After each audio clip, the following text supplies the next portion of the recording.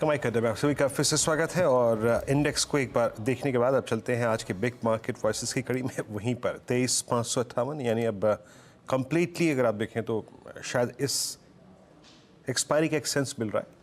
ये क्लोजिंग के आसपास अगर आप देखें तो 30,560-70 के आसपास ही क्लोजिंग आएगी। अब चलते हैं बिग मार्केट वॉइसेस की कड़ी में। हमारे साथ आज इस बातचीत में सुदीप बंदोपाध्याय जुड़ चुके हैं, मार्केट एक्सपर्ट। सुदीप जी नमस्कार, कार्यक्रम में स्वागत है। इंडेक्स ऑल टाइम हाई पे और कल तो हमने बैंक निफ्टी का जो आई थिंक सुपर स्विंग है वो भी विटनेस किया। सर कैसे रीड कर रहे हैं अब हम बेहद क्लोज जाते हुए बजट के, और बजट की छाप, सरकार के निर्णय पूरी तरीके से इस वक्त गिनर्स के लिस्ट पर अपीयर होते हैं। लुक एट फर्टिलाइजर्स, आज चंबल लगभग 20% ऊपर। सर आप इस ड्यूरेशन को कैसे मैप कर रहे हैं? क्या क्या चीज कर रहे हैं, क्या अवॉइड कर रहे हैं?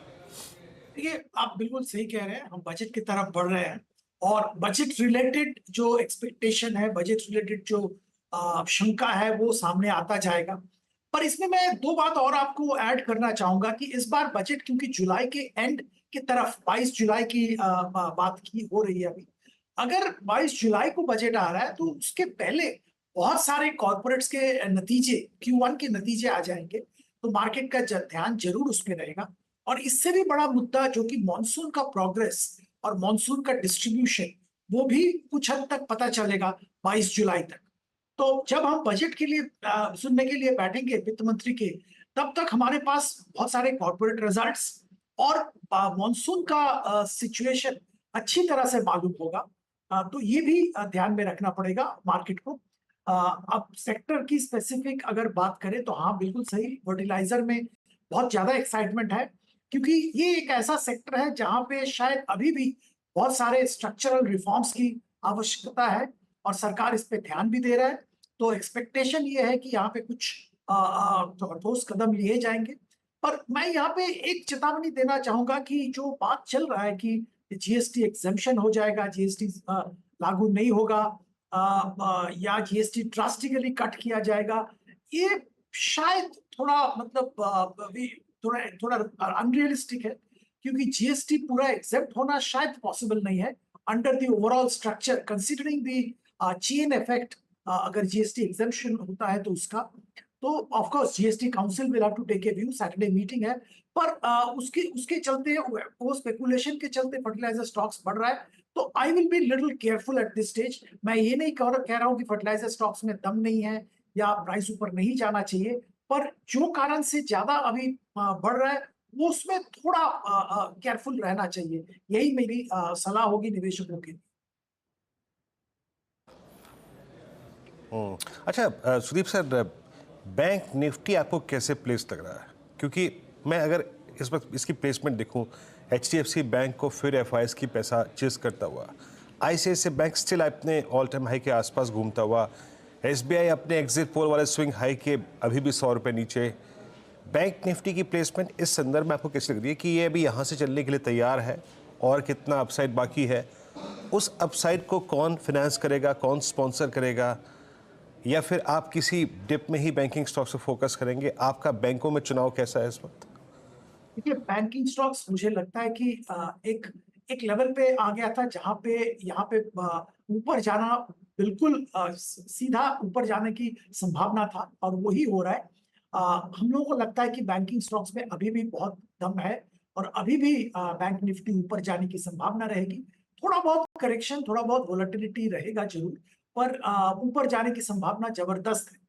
और अगर बैंकों की बात करें, स्पेसिफिक सेट बैंकों की बात करें, तो पीएसयू बैंक और प्राइवेट सेक्टर बैंक और large cap mid cap bank में से हम लोगों को large cap private sector bank इस माहौल में ज्यादा पसंद है। सबसे बड़ी बात बैंकों में अभी ये है कि क्रेडिट ग्रोथ जबरदस्त आ रहा है, और ये क्रेडिट ग्रोथ को फाइनेंस करने के लिए डिपॉजिट ग्रोथ बहुत जरूरी है। तो डिपॉजिट के लिए there is an all out war in the market, और इसमें एफिशिएंट प्राइवेट सेक्टर बैंक्स शायद शायद इनका परफॉर्मेंस बेहतर रहेगा। और ये एक्सपेक्टेशन के साथ मैं ये कहना चाहूंगा कि आईसीआईसीआई बैंक या एचडीएफसी बैंक जैसे बैंक अभी भी खरीदारी की जा सकती है। इंडसइंड, एक्सिस, कोटक, यहाँ पे भी ध्यान दिया जा सकता है। और जब आप यहाँ पे खरीदारी कर रहे हैं तो हमारी सलाह तो ये होगी कि आप एक साल का नजरिया से खरीदिए, क्योंकि यहाँ पे अभी भी अपॉर्चुनिटी बहुत अच्छा है। इकोनॉमी में इतना अच्छा प्रोग्रेस की उम्मीद सब कर रहे हैं, तो बीएफएसआई में भी बहुत जबरदस्त ग्रोथ आना आवश्यक है। तो अगर ये होता है तो क्रेडिट ग्रोथ अच्छा रहेगा, और उसके साथ साथ डिपॉजिट मोबिलाइजेशन का एफर्ट भी चलता रहेगा, और डिपॉजिट मोबिलाइजेशन में जो सक्सेसफुल होगा वही बैंकों में से वही ज्यादा वैल्यूएशन कमांड करेगा। Sudeep, going back to budget की रूपरेखा कैसी होगी? आपको याद होगा जब ये कोalition गवर्नमेंट बनने की बातचीत हो रही थी, ये 4th इवनिंग की मैं बात कर रही हूँ और 5th मॉर्निंग की, सबसे ज्यादा डर ये था कि पॉपुलिस्टिक पॉलिसीज आएंगी।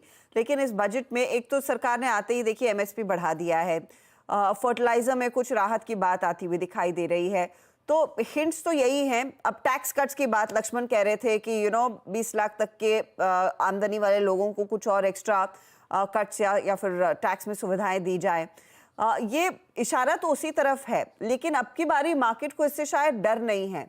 क्या कंजम्पशन एक बड़ी थीम फिर उभर कर आ सकती है एक इक्विटी मार्केट पार्टिसिपेंट के लिए भी, या फिर जो पॉलिसीज आएंगी उसके बाद ही डिसाइड किया जाए?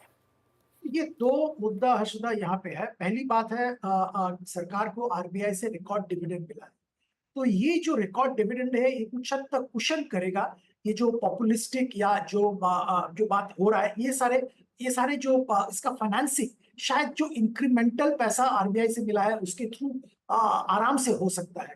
करीबन 1 लाख करोड़ इंक्रीमेंटल की हम बात कर रहे हैं, और that can take care of lot of this so called populistic measures.